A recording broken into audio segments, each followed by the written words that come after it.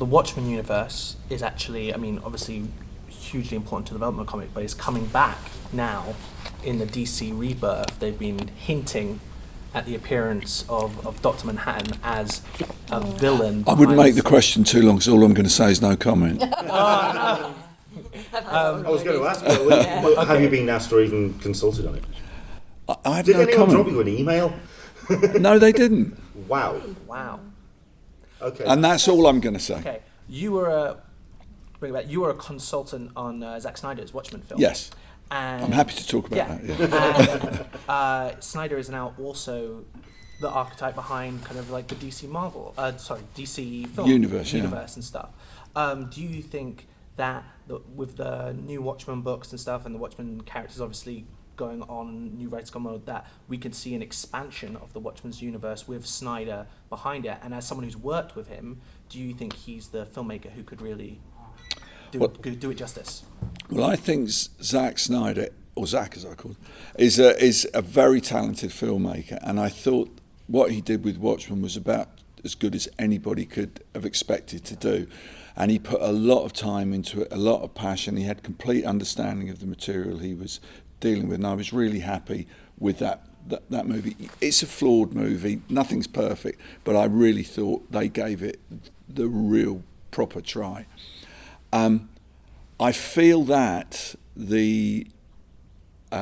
what's happening now with the DC characters in film, to my mind, is going in the wrong direction. I did a panel earlier on where I was talking about films that had influenced me.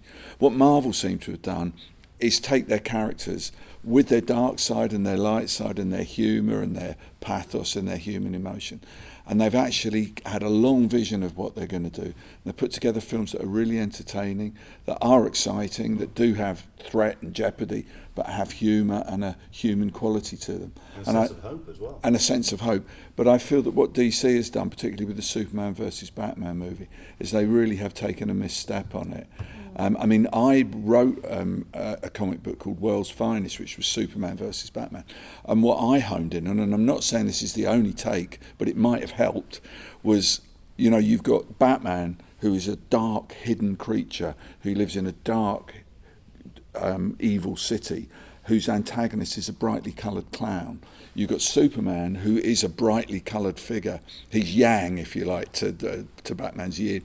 He lives in a bright, hopeful city, but with a villain, with an opponent who is a dark, grey, scheming businessman. So the whole universe is a completely complementary. And then you've got Batman, who's also, his nemesis is the bright coloured clown. So Clown, yeah. Like so it's a complete. And when I wrote my story, I got a lot of mileage out of just crossing those over, and it turned out that Luthor went to Gotham and the Joker came to Metropolis, and the Joker wanted to black out Metropolis, and Luthor wanted to set Gotham on fire.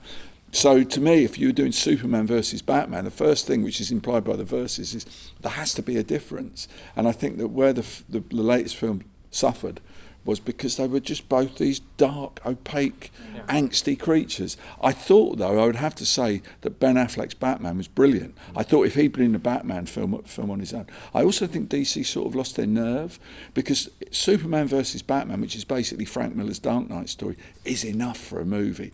Without putting Doomsday in it, which is another complete Superman movie, without shoehorning the Flash and the Cyborg and without Wonder Woman, she's a movie in her own right. You know, as I say, I'm perhaps at the moment I'm less than 100% thrilled about DC, but I wouldn't want to beat on everybody, and I certainly am not coming down on Zack. But to my taste, they kind of missed the trick there. I think also Marvel have been very bold that they introduced the characters slowly. So when they put them all in the movie together, it gave me that same thrill as I had with a kid when they put all their characters into the Avengers. Wow, they're all in one comic. And the latest Captain America movie, you know, the Civil War, the bit where the two teams run towards each other with all their powers blazing, was just, oh yeah, this is what comics are about. So I think Marvel have done it with verve and wit, and DC have kind of missed out on that.